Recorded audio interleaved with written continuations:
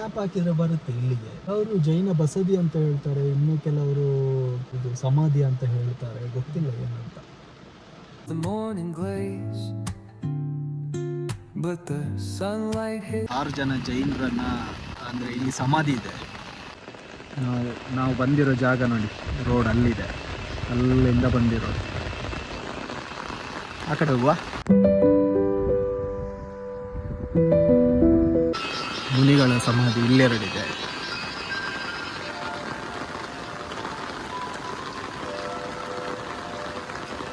ಜಾಗದ ಹೆಸರು ಬಂದು ಮೇಗುಂದ.